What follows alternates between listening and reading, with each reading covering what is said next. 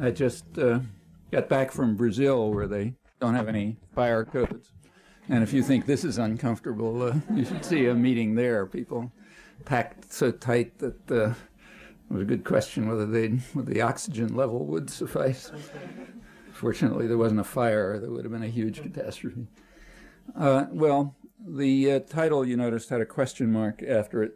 And the reason for the question mark is that whatever's been happening for the past several months and is going on now, and however you evaluate it, like it, hate it, whatever, it's pretty clear that it cannot be a war on terror. And that's, in fact, that's close to a logical necessity, at least if we accept certain pretty elementary assumptions, certain principles. So let me try to make those clear at the outset. The first principle guideline, if you like, is that we ought to, I will try, and I think we should, bend over backwards to give the benefit of the doubt to the United States government whenever it's possible. So if there's any dispute about how to interpret something, we'll assume they're right. The second guideline is that we should take rather seriously, very seriously, the pronouncements of leadership, especially when they're made with great sincerity and emotion. So, for example, when George Bush tells us that he's the most devout Christian since the apostles, we should believe him, take him at his word, and we should therefore conclude that he certainly has memorized over and over again in his Bible reading classes and in church the famous definition of hypocrite that's given in the Gospels. Namely, the hypocrite is the person who applies to others standards that he refuses to apply to himself. So if you're not a hypocrite, you assume that if something is right for us, it's right for them. And if it's wrong when they do it, it's wrong when we do it. That's really elementary. And I assume the president would agree, and all of his admirers as well. So those are the principles I'd like to start with. Well, just side comment, I mean, unless we can rise to that minimal level of moral integrity, we should at least stop talking about things like human rights and right and wrong and good and evil and all such highfalutin things, because all of our talk should be dismissed, in fact dismissed with complete repugnance, unless we can at least rise to that minimal level. I think that's obvious, and I'd hope there'd be agreement on that too. Well, with that much in place, just that much for background, let me formulate a thesis. The thesis is that we are all total hypocrites on any issue relating to terrorism. Now, let me clarify the notion we. I mean, by we, I mean people like us, people who have a high degree of privilege, of training, resources, access to information, for whom it's pretty easy to find out the truth about things if we want to, if we decide that that's our vocation. And in the case in question, you really don't have to dig very deep. It's all right on the surface. So I mean, when I say we, I mean that category. And I definitely mean to include myself in we, because I've never proposed that our leaders be subjected to the kinds of punishment that I've recommended for enemies. So that's hypocrisy. In fact, if there are people who escape it, I really don't know them, haven't come across them. It's a very powerful culture. It's hard to escape its grasp. So that's thesis number one. We're all total hypocrites on the matter of, in the sense of the Gospels, on the matter of terrorism. The second thesis is stronger, namely that the first thesis is so obvious that it takes real effort to miss it. And in fact, they should go home right now because it is obvious. Nevertheless, let me continue and say why I think both theses are correct. Well, to begin with, what is terrorism? Got to say something about that. That's supposed to be a really tough question. Academic seminars and graduate philosophy programs and so on. Very vexing, complex question. However, in accordance with the guidelines that I mentioned, I think there's a simple answer. Namely, we just take the official U.S. definition of terrorism, since we're accepting the pronouncements of our leaders literally. So let's take their definition. In fact, that's what I've always done when I've been writing about terrorism for the last 20 years or so. Just accept the official definition. So, for example, a simple and important case is in a U.S. Army manual in 1984, which defines terrorism as the calculated use of violence or the threat of violence to attain goals that are political, religious, or ideological in nature. Well, that seems simple, appropriate. Particularly good choice because of the timing, 1984. 1984, you'll recall, was the time when the Reagan administration was waging a war against terrorism, particularly what they called state-supported international terrorism, a plague spread by depraved opponents of civilization itself in a return to barbarism in the modern age. Happen to be quoting George Schultz, who was the administration moderate. Another guideline is we'll keep to the moderates, not the extremists.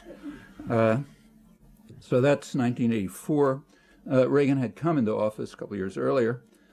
His administration had immediately declared that the war against terrorism would be the focus of U.S. foreign policy, and they identified two regions as the source of this plague by depraved opponents of civilization itself, Central America and the Middle East. And there was quite wide agreement on that. So in 1985, for example, every year Associated Press has a poll of editors on the most important story of the year.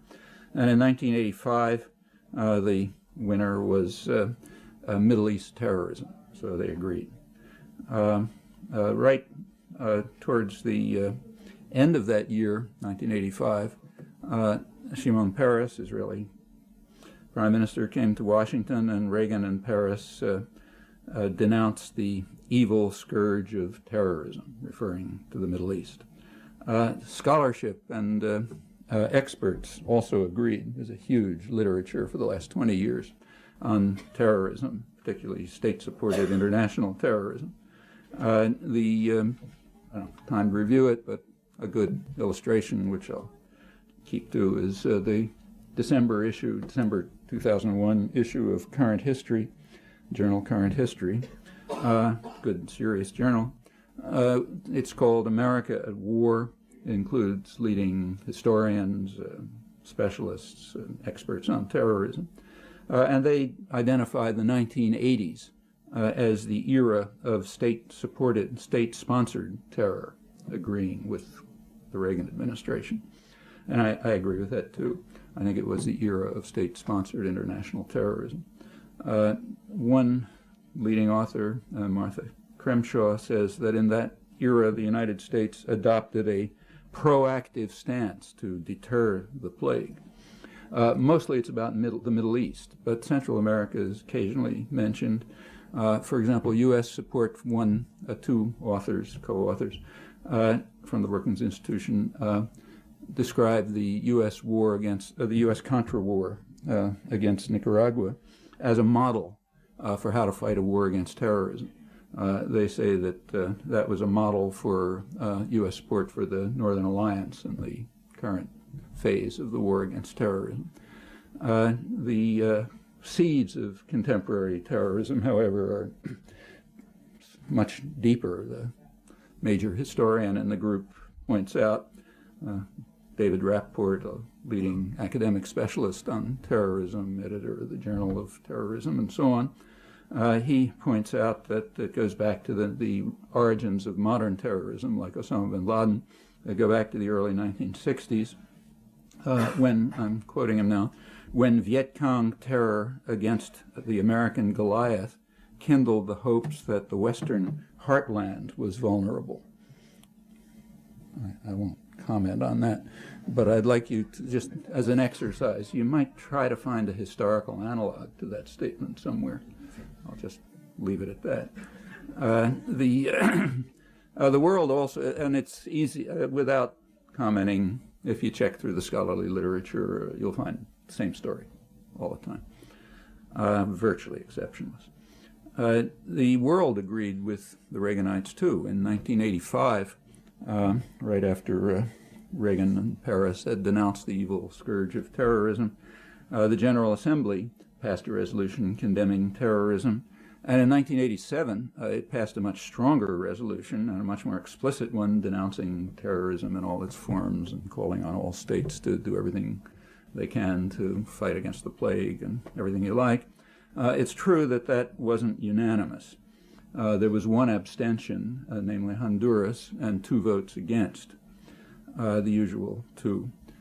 They gave their reasons for voting against the major UN resolution on international terrorism. Namely, both states, the United States and Israel, pointed to the same paragraph as the reason for their negative votes. It was a paragraph that said that nothing in the present resolution could in any way prejudice the right to self-determination, freedom, and independence as derived from the United Nations Charter of people forcibly deprived of that right, particularly peoples under colonial and racist regimes and foreign occupation, or could deprive them of the right to obtain support for others in these ends in accord with the Charter of the United Nations. That was the offending paragraph. And it's easy to understand why. It raised a serious problem for the United States and Israel. The African National Congress was identified officially as a terrorist organization in the United States, and South Africa was officially an ally. But the phrase struggle against colonial and racist regimes plainly referred to the struggle of the ANC against the apartheid regime, so that's unacceptable. The phrase foreign occupation, everyone understood, referred to the Israeli occupation of the West Bank and Gaza, then in its 20th year, extremely harsh and brutal from the beginning, continuing only because of decisive U.S. Military, economic, and diplomatic support, which runs up to the present. So obviously that was unacceptable. So therefore, the vote was 153 to 2 with 1 abstention. So it wasn't totally unanimous. It wasn't reported, and it's disappeared from history. You can check to find out. Incidentally, that's standard practice. When the master says something is wrong, it's down the memory hole. Doesn't get reported, and it's forgotten. But it's there. If you want to look, you can discover it. I'll give you the sources if you like. Reagan at that time was, recall, he and Paris were talking about the evil scourge of terrorism in the Middle East. George Schultz didn't entirely agree. He thought that what he called the most alarming manifestation of state-sponsored terrorism was frighteningly close to home. Namely, it was a cancer in our landmass, a cancer right nearby that was threatening to conquer the hemisphere with a revolution without borders. Rather interesting propaganda fabrication, revealed to be a fraud instantly, but always used repeatedly afterwards, even by the same journals who explained why it was total fabrication. It was just too useful to abandon. And there's also an interesting, if you think about it, the fabrication had a certain element of truth in it, an important element of truth. Could come back to that if you like. Anyhow, this cancer in our landmass was threatening to conquer everything, openly following Hitler's Mein Kampf, and we plainly had to do something about that. It was a serious, there's a day in the United States called Law Day. Elsewhere in the world, it's called May Day, May 1st, a day for support of the struggles of American workers for an 8-hour day. But in the United States, it's a jingoist holiday called Law Day. And on Law Day 1985, President Reagan declared a national emergency because the government of Nicaragua constitutes an unusual and extraordinary threat to the national security and foreign policy of the United States. That was renewed annually. George Schultz informed Congress that we must cut the Nicaraguan cancer out, and not by gentle means. Things are too serious for that. So to quote Schultz, recall the administration moderate, the good cop. Quote Schultz, he said, negotiations are a euphemism for capitulation if the shadow of power is not cast across the bargaining table. He condemned those who advocate utopian legalistic means like outside mediation, the United Nations, the World Court, while ignoring the power element of the equation. I'll avoid quoting the hardliners. At that time, the United States was exercising the power element of the equation with mercenary forces based in Honduras, attacking Nicaragua. They were under the supervision of John Negroponte, who was just appointed to run the diplomatic side of the diplomatic component of the current war on terror as a UN ambassador.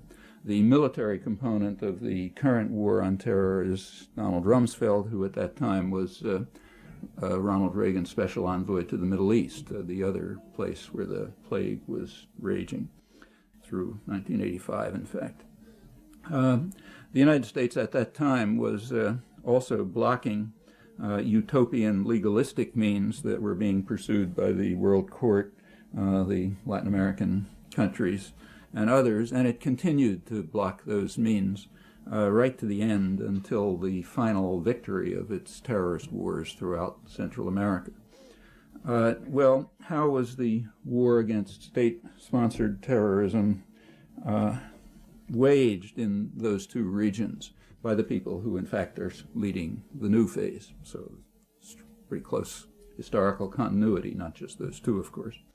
Well, let's just, to illustrate, pick the peak year, the worst year, 1985 in the Middle East, top story of the year. So what were the, who wins the prize for the worst acts of terrorism in the Middle East in 1985? Well, I know of three candidates. Maybe you can suggest a different one. One candidate is a car bombing in Beirut in 1985. The car bombing was placed outside a mosque. The bomb was timed to go off when people were leaving to make sure you kill the maximum number of people. It, according to the Washington Post, killed 80 people, wounded over 250, mostly women and girls leaving the mosque, but it was a huge explosion, so it blew up the whole street, killed babies and beds and so on and so forth. The bomb was aimed at a Muslim sheikh who escaped. It was set off by the CIA in collaboration with British intelligence and Saudi intelligence, and specifically authorized by William Casey, according to Bob Woodward's History of Casey and the CIA. So that's a clear-cut example of international terrorism, very unambiguous. And I think it's one of the candidates for the prize for the peak year of 1985.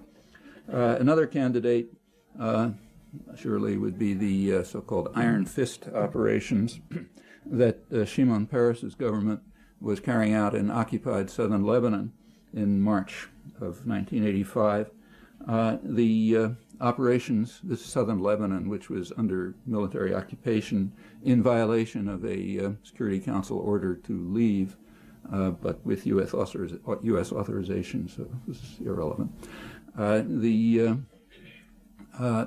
bombing, the Iron Fist operations were targeting what the High Command called terrorist villagers in southern Lebanon. Included many massacres, lots of atrocities, kidnapping of people for interrogation and taking them to Israel and so on. It reached new depths of calculated brutality and arbitrary murder, according to a Western diplomat familiar with the region who was observing. There was no pretense of self-defense. Rather, it was openly undertaken for political ends. It was conceded, wasn't even argued. So that's a clear case of international terrorism, although here we might say that it's aggression. I'll call it just international terrorism, in line with the principle that we bend over backwards to give the United States the benefit of the doubt. Of course, this is a U.S. operation. Israel does it because they're given arms and aid and diplomatic support by the United States. So we'll decide to call this just international terrorism, not the much more serious war crime of aggression. The same, incidentally, was true of the much worse operations of 1982, when Israel invaded Lebanon, killed maybe 20,000 or so people. Again, crucial U.S. military and economic and diplomatic support. The U.S. had to veto a couple of Security Council resolutions to keep the slaughter going, provided the arms for it, and so on. So it's a U.S.-Israeli invasion, if we're honest. The goal of the invasion, I'll just quote the New York Times on that, the goal was to install a friendly regime in Lebanon and oust the PLO, which would help persuade Palestinians to accept Israeli rule in the West Bank and Gaza.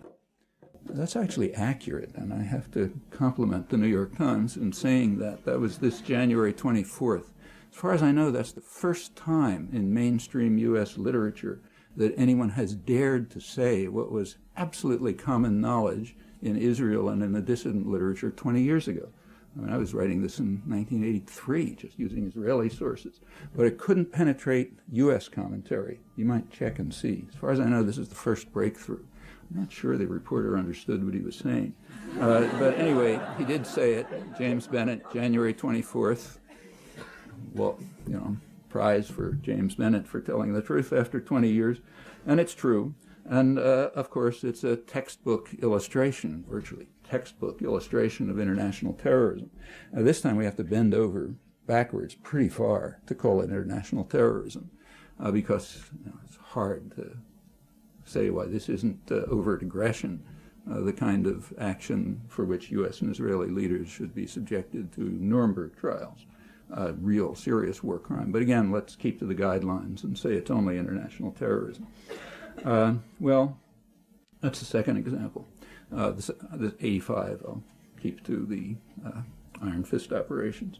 Third, the only other example for 1985 that I know of took place a few days before Shimon Peres arrived in Washington to join Reagan in denouncing the evil scourge of terrorism. Shortly before that, Peres sent the Israeli Air Force to bomb Tunis, killing 75 people, civilians, with torn to shreds with smart bombs. It was all rather accurately and graphically depicted by a highly respected Israeli reporter, Amnon Kapeliuk, in the Hebrew press in Israel, and corroborated by other sources. So the United States cooperated with that by withdrawing the Sixth Fleet, so they didn't have to inform their ally Tunisia that the bombers were on their way, presumably getting refueled on the way. So that's a third candidate. I don't know of any other candidates that even come close to being candidates for, incidentally, George Schultz, the moderate, immediately after the bombing, he telephoned the Israeli foreign minister to say that the United States had considerable sympathy for this operation, but he backed away from open support for massive international terrorism or maybe aggression when the Security Council unanimously condemned the attack as an act of armed aggression. United States abstaining. Didn't want to vote against that. So those are the three cases of top three cases that win the prize for 1985, to my knowledge. And again, I'll assume that these are just international terrorism, so we're not calling for a Nuremberg trial. Just more international terrorism by depraved opponents of civilization itself, and examples which are pretty hard to miss, remember, because this was the peak story of the year, international terrorism in the Middle East. Here's three perfect examples, in fact, the only three major examples that I know of. However, they aren't candidates. In fact, they're not even in the running. They're not competitors. The examples that are in the running are, for example, cited in the current history issue to which I referred, which does discuss 1985 and gives two examples of the evil scourge of terrorism, namely the hijacking of TWA 897, killing one American Navy diver, and the hijacking of the Achille Lauro, the boat, which led to the killing of Leon Klinghoffer, a crippled American, both surely terrorist atrocities. Those are the two examples that are in the running that are memorable, that count for international terrorism. Well, the hijackers of the TWA plane claimed, correctly in fact, that Israel was regularly hijacking ships in international waters in transit between Lebanon and Cyprus, killing people, kidnapping others, taking them to Israel, either for interrogation or simply as hostages, keeping them in jail for years. In fact, some people are still in jail without charges, many years. But that's all correct. Their charges are correct. But that doesn't justify the hijacking on the assumption, which I accept at least, that violence is not legitimate in retaliation against even worse atrocities or as preemption against future atrocities. Violence is not legitimate in such cases, so we can dismiss those claims, though they're in fact correct. And incidentally, the U.S.-Israeli hijackings, and remember, if Israel does it, we're doing it, those hijackings are also out of the historical record. I mean, occasionally you'll find a reference to them in the bottom column on something or other, but they're not part of the history of terrorism. The hijackers of the Achille Lauro claimed that this was retaliation for the bombing of Tunis a couple days earlier. Well, we dismiss that with contempt on the same principle, namely violence is not justified in retaliation or preemption. And assuming that we can rise to the level of, to the minimal moral level that I mentioned earlier, if we're not confirmed hypocrites, in other words, then some consequences follow about other acts of retaliation and preemption, but that's too obvious to talk about, so I'll just leave it to you to think about. Well, that's 1985, the peak year of international terrorism in the Middle East. It's a research project. You might see if I left out anything that is a competitor for the prize. I'm not aware of it. And none are mentioned in the literature on terrorism. And notice that, as I said at the beginning, you don't really have to work very hard to see these things. You have to work very hard not to see them. It takes a really good education to miss this. Think about it and see. 1985 was, of course, not the first or the last act of international terrorism in the Middle East. There are many others, some of them quite important. For example, in 1975, Israel, meaning Israeli pilots with U.S. planes and U.S. support, in December 1975, they bombed the village in Lebanon, killing over 50 people. No pretext was offered, but everybody knew what the reason was. At that time, the UN Security Council was meeting to consider a resolution which was supported by the entire world, with marginal exceptions, only one crucial exception, the United States, which vetoed the resolution, calling for a diplomatic settlement of the Israel-Palestine conflict, incorporating UN 242 and all of its wording, the main resolution, security and territorial integrity and all those nice things on the internationally recognized border. The offending part of this one was that it also referred to Palestinian national rights, and that's not acceptable to the United States. It rejected them then, it rejects them now, contrary to a lot of nonsense that you read. The U.S. vetoed the resolution that terminated, and this continued, still going on, in fact, year after year of efforts at diplomatic settlement, which the U.S. has unilaterally blocked. Israel doesn't have a veto at the Security Council, so they reacted to the debate by bombing Lebanon and killing 50 people without a pretext. Now, that's not in the annals of international terrorism either. There are many more recent cases, including the two invasions of Yitzhak Rabin and Shimon Peres in 1993 and 1996, U.S. support in Lebanon. The U.S. supported both of them. Lots of deaths, hundreds of thousands of people driven out, and so on. Clinton had to back off his support for the 1996 invasion after the Qana massacre, over 100 people in a UN refugee camp. At that point, he said, "Can't handle this anymore, he better leave." There was no pretext of self-defense in this case. This is just outright international terrorism or maybe aggression. And it continues. So let's go up to the current intifada, which broke out on September 30th of the year 2000. In the first couple of days, there was no fire from Palestinians. It was stone throwing. But Israel was, in fact, using U.S. attack helicopters to attack civilian complexes, apartment complexes, and so on, killing and wounding dozens of people in the first few days. The Clinton administration responded to this by borrow our president's phrase, by enhancing terror. Recall Bush condemned the Palestinians for enhancing terror last month, so I'll use his phrase in line with the guidelines. The Clinton administration committed itself to enhancing terror by making, on October 3rd, by making a deal for the biggest shipment in a decade of military helicopters to Israel, and along with spare parts for the Apache attack helicopters that had been sent a couple of weeks earlier. That's enhancing terror in the days right after these helicopters were being used to murder and wound civilians, attacking apartment complexes, and so on. The press cooperated by refusing to report this. Note, not failing to report it, refusing to report it.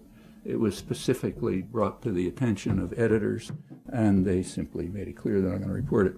There's no question about the facts, incidentally. But to this day, it hasn't been reported, except in the margins.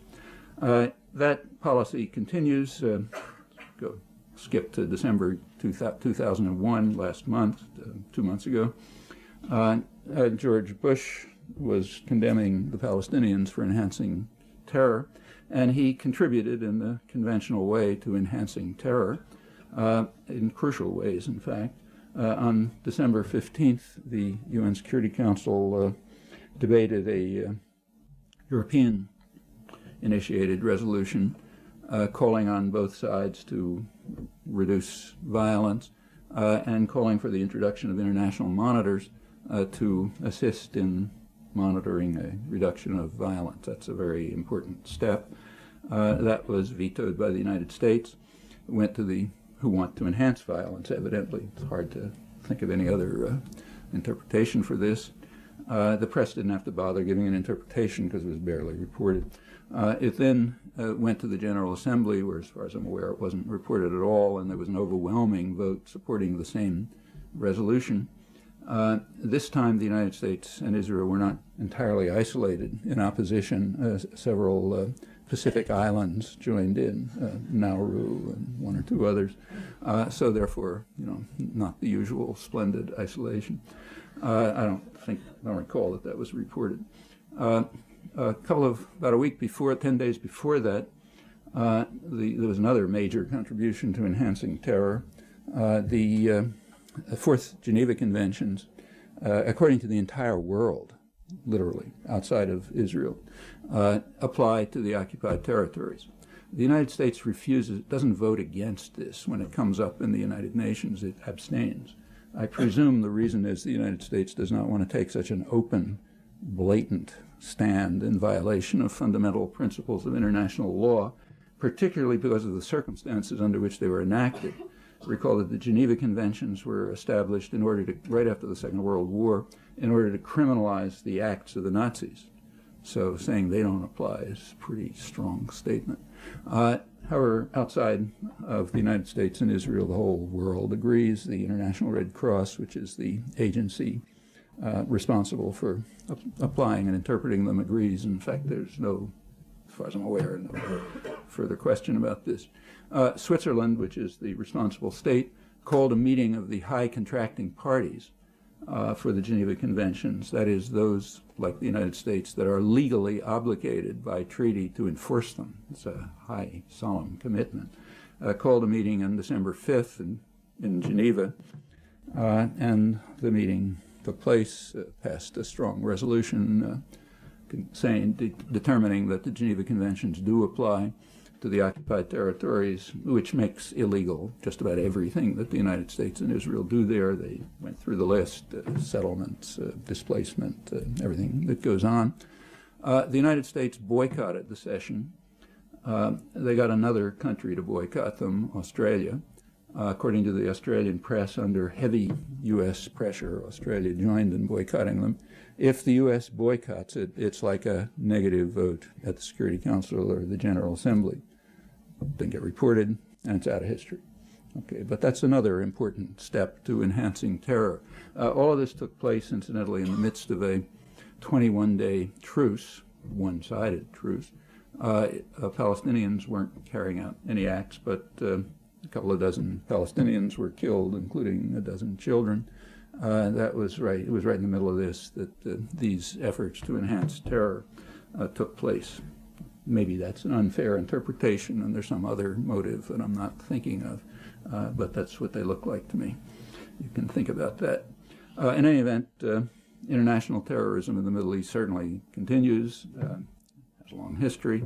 And if you look over the record, of course, it's mixed and complicated, but I think you'll find that the balance is pretty much along the lines that I described. In fact, the balance reflects the means of violence available, as it usually does, if you look around the terror. In fact, that's why in the whole range of terror, state terror is far worse than individual terror, for the obvious reason that states have means of violence that individuals don't have, or groups.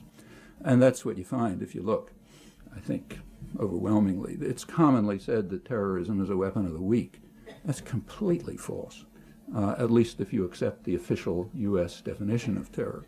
If you do that, then terror is overwhelmingly the weapon of the strong, like most other weapons. Well, that's history, but all of this stuff is out of history. History is what is created by well-educated intellectuals, and it doesn't have to have any resemblance to that thing called history by naive people. And I think if you check this, you'll find that that's true.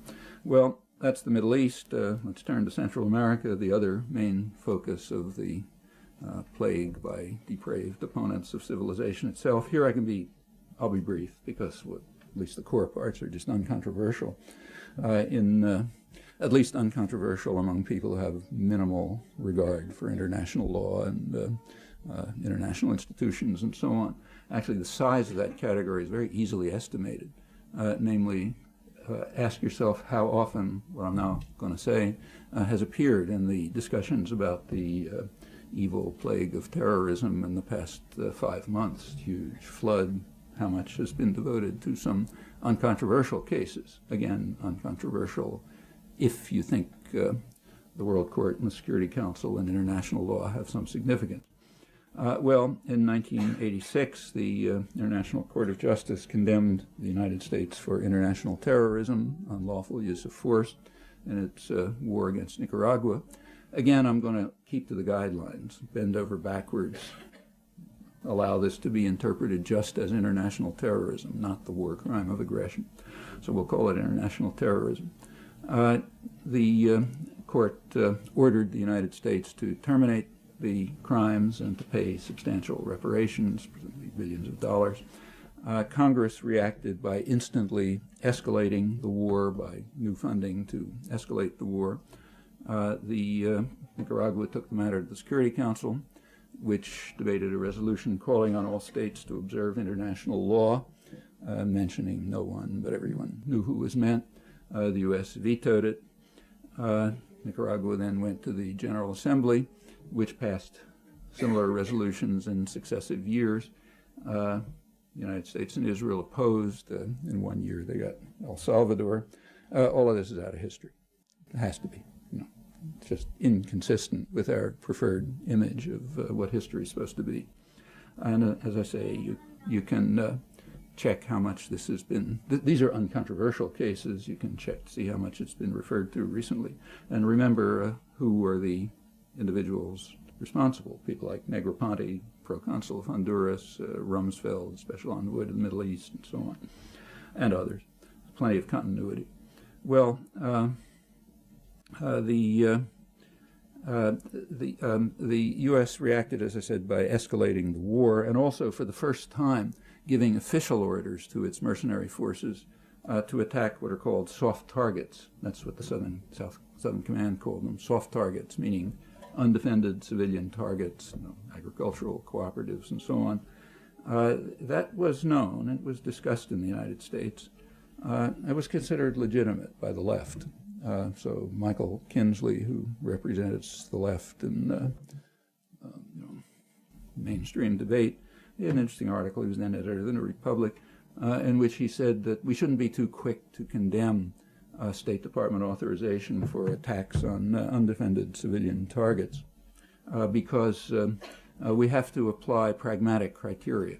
We have to carry out cost-benefit analysis and see whether, as he put it, the amount of blood poured in is compensated by a good outcome, namely democracy, what we will determine to be democracy. And what that means you could see by looking at the states next door, like El Salvador and Guatemala, which were okay democracies.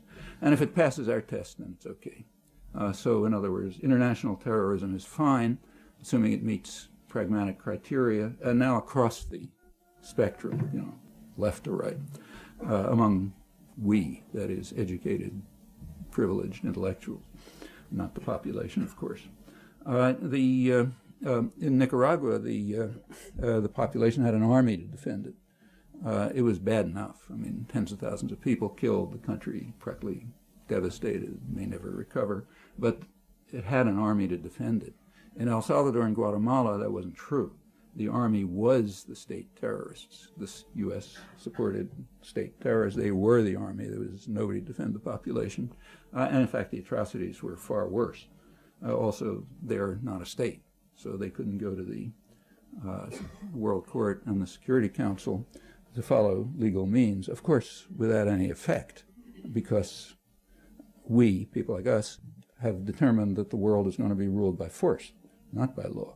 And since we have the power, as long as we determine that, a state that tries to follow the legitimate means of responding to international terrorism has nothing to do. But that's our choice, nobody else's choice. You can't blame anyone else on that, for that. In order to carry out, there was, however, enough popular resistance, not elite resistance, but popular resistance to the atrocities there that the U.S. had to resort to an international terrorist network, an extraordinary international terrorist network. Remember, the U.S. is a powerful state. It's not like Libya. Libya wants to carry out terrorist acts. They hire, Carlos the Jackal or something. The United States hires terrorist states.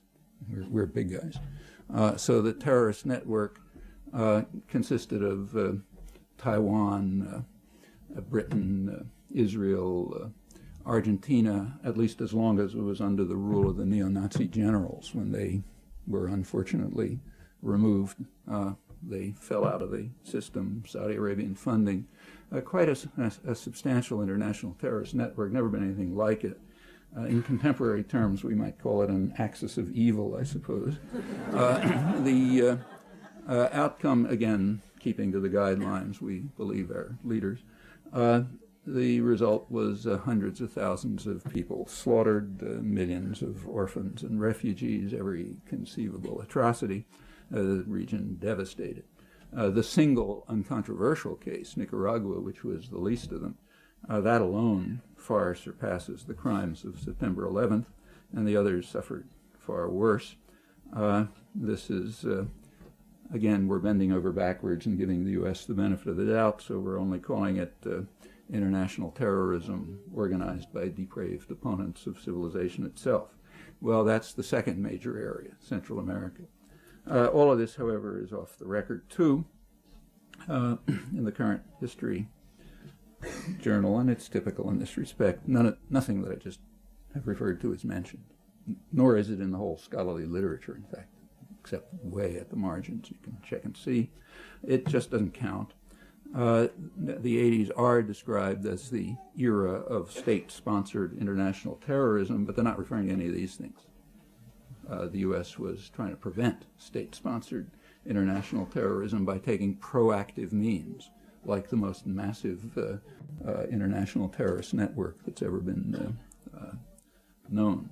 That's very typical of the scholarly literature, journalism, and again, you can do a check. There's barely been a word about any of this, as the second phase of the war on terror has been declared once again with pretty much the same people and every reason to expect similar outcomes. Well, let's continue. From all of this, an obvious conclusion follows. There is an operational definition of terrorism, the one that's actually used. It means terror that they carry out against us. That's terrorism. Nothing else passes through the filter. Furthermore, that's, as far as I know, that's a historical universal. I can't find an exception to that. You might try.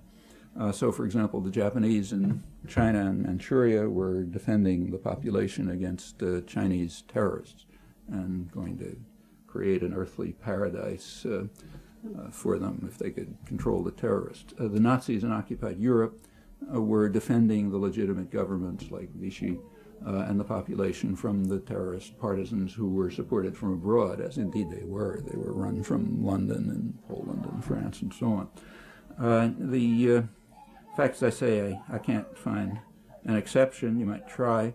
Also, as far as I'm aware, this is virtually universal among intellectuals, educated folks like us. Apart from statistical error, this is the line that they take. Now, it doesn't look that way in history, but you have to remember who writes history. You know, that ought to leave you with a little bit of skepticism. If you look at actual history, not the one that's written, I think you'll find that this is the case. And I could even maybe suggest it as a research topic to some enterprising graduate student who aspires to a career as a taxi driver. Just to continue to the present, let's just take the last couple of months. September 11th was a perfectly clear example of international terrorism. No controversy about that, so we don't have to waste time on it. What about the reaction?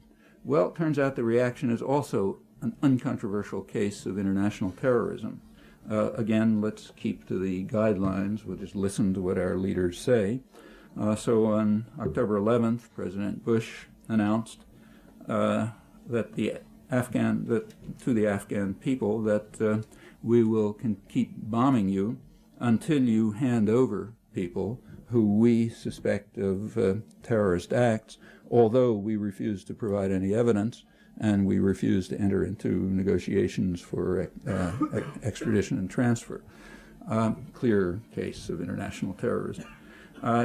On October 28th, the British counterpart, Admiral Sir Michael Boyce, who's the chief of the British Defence Staff, took it a step further. 3 weeks after, you have to remember, getting rid of the Taliban regime was not a war aim. That was an afterthought. And 3 weeks after the bombing began, that was added, presumably so that intellectuals would have something to feel good about or something, I don't know. Anyway, 3 weeks after the bombing, that was added as a new war aim. And Admiral Boyce announced to the Afghan people accordingly, I think this is the first mention of this war aim, that we will continue bombing you until you change your leadership. Okay. First, that was all very prominent, like page 1 of the New York Times in both cases. 2, both cases are textbook illustrations of international terrorism, if not aggression, but we're still bending over backwards. And it's all off the record by the usual convention. We're doing it, so it doesn't count. It's only when they carry out what we officially define as terrorism that it counts. Well, it's easy to go on, but let me just return to the weak thesis. There can't be a war against terrorism, at least against as terrorism is defined in official U.S. documents. It's a logical impossibility. This is a small sample of illustrations. You can go on easily, but it's enough to show that that can't be true. That's the weak thesis. What about the strong thesis, that it's all so entirely obvious that it ought to even be embarrassing to talk about it, because it's all right on the surface, nothing hidden about any of this.